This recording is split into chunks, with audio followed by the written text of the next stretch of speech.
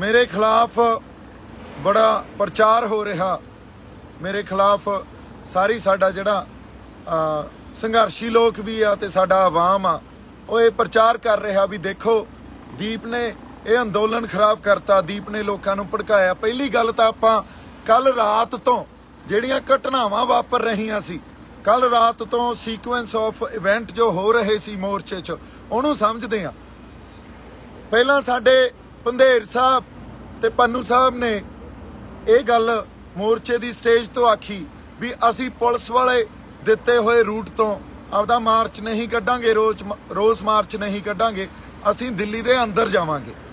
हुण उदों बाद संयुक्त किसान मोर्चे च एक आम सहमति हुई, आगूआं च आपसी सहमति ये हुई भी उन्होंने आपदा जो रूट पहला तय किया सी भी रिंग रोड ते जाना, उन्होंने चेंज करके पुलिस वालों दिते हुए रूट ते सहमति जताई। उस वेले भी तुसी मेरे सारे वीडियो देख लो, उहदे च ये गल कही गई है भी एक साझा फैसला ले लो, क्योंकि संगत दा जिहड़ा रौं आ, संगत च जिहड़ा इस टाइम संगत दा फैसला कुछ होर आ, संगत दे जज्बात आ जिहड़े कुछ होर आ, पर जो साडे आगू साहबान तय करी पे आ वो कुछ होर आ। सो इस करके कल रात नूं संयुक्त किसान मोर्चे की स्टेज तो उत्थे नौजवानों ने बहुत ज़्यादा आपदे जोश नाल ते ये कह लो नाल होश नाल भी आपदा रोस प्रगट किया भी असी दिल्ली दे अंदर जाना ते असी जो प्रोग्राम तुसी जिहड़े रूट दा दे रहे हो, जो सरकार ने दिता या पुलिस ने दिता, उत्थे रोस मार्च नहीं करना। ये गल जदों असी स्टेज तो वो मौका भी संभालिया ते किसान आगूआं नाल शेयर कीती भी आपां बैठ के एक साझा फैसला लईए, ते इस गल नूं इग्नोर किया गया।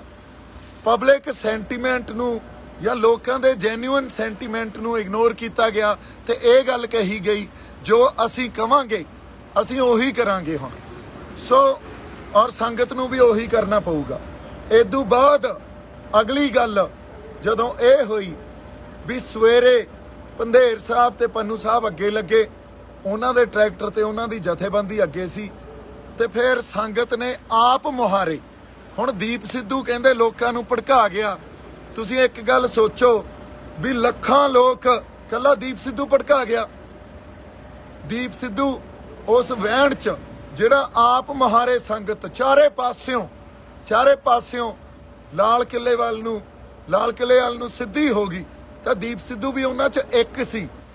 हुण लखां लोक तुसीं ये भी देख लो भी जिहड़ा जथेबंदियां ने रूट दिता सी उस रूट ते किन्ने क साडी संगत गई, ते जिहड़ा रूट आप महारे हो के संगत ने बना लिया उस रूट ते किन्नी क संगत गई, इनू माड़ा जिहा देख लो।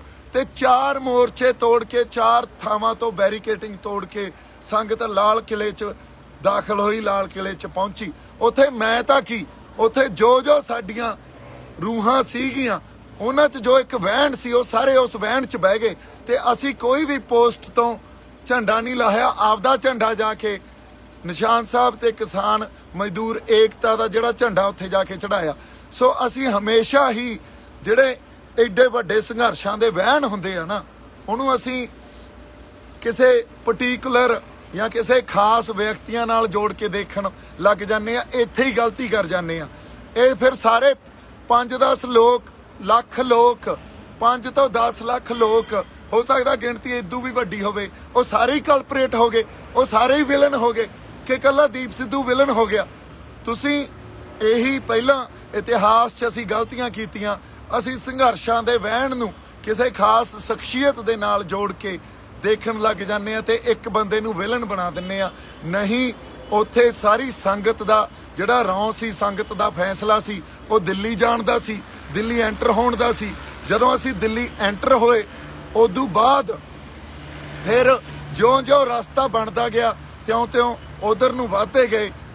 जदों मैं लाल किले पहुंचिया मेरे ख्याल च उत्थे घट्टो घट्ट लाख बंदे तो वध इकट्ठ ऑलरेडी सीगा।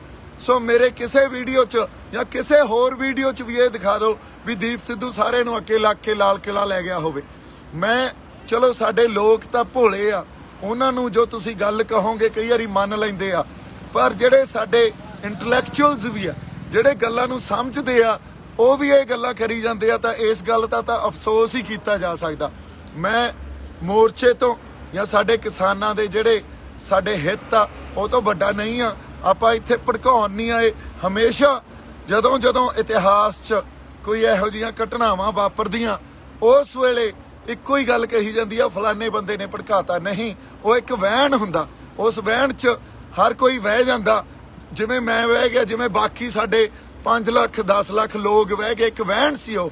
ਸੋ ਉੱਥੇ ਕੋਈ ਵੀ ਹੁੰਦਾ ਉਹੀ ਕਰਦਾ ਜੋ ਅਸੀਂ ਕਰਨ ਗਏ ਸੀ। ਤੇ ਅਸੀਂ ਕਿਸੇ ਜਗ੍ਹਾ ਜਾ ਕੇ ਆਪਦੀ ਆਵਾਜ਼ ਬੁਲੰਦ ਕਰਾਂਗੇ, ਸਿੰਬੋਲਿਕਲੀ ਨਿਸ਼ਾਨ ਸਾਹਿਬ ਤੇ ਕਿਸਾਨੀ ਦਾ ਝੰਡਾ ਲਾਵਾਂਗੇ। ਔਰ ਤਿਰੰਗਾ ਦਾ ਪਿੱਛੇ ਝੂਲ ਰਿਹਾ, ਇੱਥੇ ਸਾਡੇ ਪੰਥ ਮਹਾਰਾਜ ਦੇ ਨਿਸ਼ਾਨ ਝੂਲ ਰਹੇ ਆ, ਕਿਉਂਕਿ ਸਾਡੇ ਮੋਰਚੇ 'ਚ ਦੇਖ ਲਓ ਤੁਸੀਂ, ਨਿਸ਼ਾਨ ਸਾਹਿਬ ਤੇ ਕਿਸਾਨੀ ਦੇ ਝੰਡੇ ਹੀ ਆ ਨਾ, ਹੋਰ ਤਾਂ ਸਾਡੇ ਕੋਲੇ ਕੁਛ ਨਹੀਂ ਆ।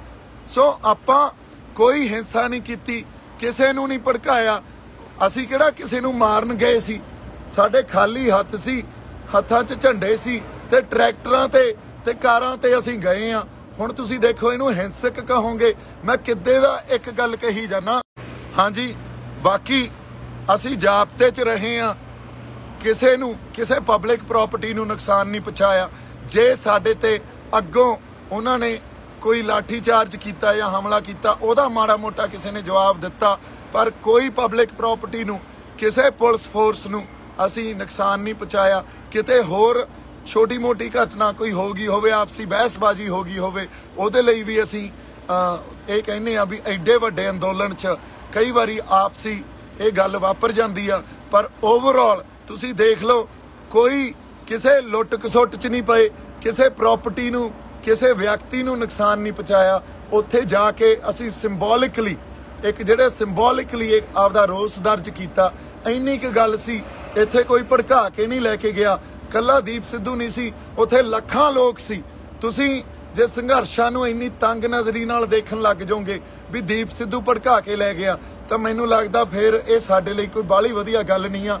ਫਿਰ ਤਾਂ ਇਤਿਹਾਸ ਤੋਂ ਅਸੀਂ ਕੁਝ ਵੀ ਨਹੀਂ ਸਿੱਖਿਆ, ਅੱਜ ਤੱਕ ਇਤਿਹਾਸ ਤੋਂ ਕੁਝ ਵੀ ਨਹੀਂ ਸਿੱਖਿਆ। ਸੋ ਮੈਂ ਬੇਨਤੀ ਕਰਦਾ ਸਾਡੇ ਜਿਹੜੇ ਸਾਰੇ ਸੰਘਰਸ਼ੀ ਬੰਦੇ ਆ ਤੇ ਕਿਸਾਨ ਜਥੇਬੰਦੀਆਂ ਦੇ ਆਗੂਆਂ ਨੂੰ, ਹੁਣ ਖਾਸ ਕਰਕੇ, ਵੀ ਤੁਸੀਂ ਬੜਾ ਕੁਝ ਮੇਰੇ ਖਿਲਾਫ ਬੋਲ ਰਹੇ ਹੋ, ਤੁਸੀਂ ਬੜਾ ਕੁਝ ਇਹ ਪ੍ਰਚਾਰ ਕਰ ਰਹੇ ਹੋ ਵੀ ਦੀਪ ਸਿੱਧੂ ਗਦਾਰ ਆ, ਦੀਪ ਸਿੱਧੂ ਬੀਜੇਪੀ ਦਾ ਬੰਦਾ, ਦੀਪ ਸਿੱਧੂ RSS ਦਾ ਬੰਦਾ। ਇੱਕ ਗੱਲ ਸੋਚੋ, ਤੁਸੀਂ ਸੰਗਤ ਦੇ ਜਿਹੜੇ ਸੈਂਟੀਮੈਂਟ ਸੀ ਨਹੀਂ ਅੱਜ ਤੱਕ ਸਮਝੇ, ਤੇ ਤੁਸੀਂ ਵੀ ਉਹੀ ਗੱਲ ਕਰ ਰਹੇ ਹੋ ਜੋ ਸਰਕਾਰ ਗੱਲ ਕਰਦੀ ਆ ਵੀ ਇਹ ਸ਼ਰਾਰਤੀ ਅਨਸਰ ਆ, ਇਹਨਾਂ ਲੋਕਾਂ ਨੂੰ ਸ਼ਰਾਰਤੀ ਅਨਸਰ ਕਹਿ ਦੇਣਾ, ਇਹਨਾਂ ਨੂੰ ਅੱਤਵਾਦੀ ਕਹਿ ਦੇਣਾ। ਇੱਥੇ ਸਾਰੇ ਕਿਸਾਨ ਆ, ਸਾਰੇ ਆਪਦੇ ਇੱਕ ਜਾਬਤੇ 'ਚ ਰਹਿ ਕੇ ਪੀਸਫੁਲ ਰੋਸ ਜਤਾਉਣ ਗਏ ਸੀ। ਕੋਈ ਸ਼ਰਾਰਤੀ ਅਨਸਰ ਨਹੀਂ ਆ। ਇੱਕ ਬਹਾਓ ਹੁੰਦਾ ਅੰਦੋਲਨ ਦਾ, ਉਸ ਬਹਾਓ 'ਚ ਜਾ ਕੇ ਸੰਗਤ ਨੇ ਆਪ ਮੁਹਾਰੇ ਜੋ ਕੀਤਾ ਉਹ ਕੀਤਾ, ਕਿਉਂਕਿ ਸਾਡੀ ਲੀਡਰਸ਼ਿਪ ਜਿਵੇਂ ਸਰਕਾਰ ਨਹੀਂ ਸਮਝਦੀ, ਉਵੇਂ ਸਾਡੀ ਲੀਡਰਸ਼ਿਪ ਵੀ ਜਿਹੜੇ ਜੈਨੂਇਨ ਸੈਂਟੀਮੈਂਟਸ ਆ ਸੰਗਤ ਦੇ, ਉਹਨੂੰ ਨਹੀਂ ਸਮਝਦੀ। ਜੇ ਸਮਝਦੀ ਹੁੰਦੀ ਤਾਂ ਕੱਲ ਰਾਤ ਨੂੰ ਸਾਰਿਆਂ ਨਾਲ ਬੈਠ ਕੇ ਮੀਟਿੰਗ ਕਰਕੇ ਇੱਕ ਸਾਂਝਾ ਫੈਸਲਾ ਲਿਆ ਜਾਂਦਾ। ਮੇਰੀਆਂ ਕੱਲ ਤੱਕ ਦੀਆਂ ਪੋਸਟਾਂ ਦੇਖ ਲਓ, ਤੇ ਮੈਂ ਹੁਣ ਵੀ ਕਹਿ ਰਿਹਾ ਵੀ ਅਸੀਂ ਏਕੇ 'ਚ ਰਹੀਏ। ਅਸੀਂ ਅੰਦੋਲਨ ਨੂੰ ਬਰਬਾਦ, ਜਾਂ ਇਹਨੂੰ ਕਹਿ ਲਓ ਵੀ ਅਸੀਂ ਇਹਨੂੰ ਕਿਸੇ ਢੰਗ ਨਾਲ ਖਰਾਬ ਨਾ ਕਰ ਲਈਏ, ਇੱਕ ਦੂਜੇ ਤੇ ਦੂਸ਼ਣਬਾਜ਼ੀ ਨਾ ਲਾਓ। ਅਸੀਂ ਏਕੇ 'ਚ ਰਹੀਏ, ਜਾਬਤੇ 'ਚ ਰਹੀਏ। ਕੋਈ ਨਹੀਂ, ਜੋ ਹੁਣ ਮੇਰੇ ਨਾਲ ਹੋਊ ਅਕਾਲ ਪੁਰਖ ਵਾਹਿਗੁਰੂ ਉਹ ਆਪੇ ਭਲੀ ਕਰੂਗਾ, ਮੈਂ ਨਜਿੱਠੂਗਾ। ਸੋ ਬਾਕੀ ਤੁਸੀਂ ਸਾਰੇ ਚੜ੍ਹਦੀ ਕਲਾ 'ਚ ਰਹੋ, ਏਕੇ 'ਚ ਰਹੋ, ਉਸ ਅਕਾਲ ਪੁਰਖ ਵਾਹਿਗੁਰੂ ਤੇ ਭਰੋਸਾ ਰੱਖੋ। ਜੋ ਉਹਨੇ ਕੀਤਾ ਠੀਕ ਕੀਤਾ, ਜੋ ਕਰੂਗਾ ਠੀਕ ਹੀ ਕਰੂਗਾ। ਵਾਹਿਗੁਰੂ ਜੀ ਕਾ ਖਾਲਸਾ, ਵਾਹਿਗੁਰੂ ਜੀ ਕੀ ਫਤਿਹ।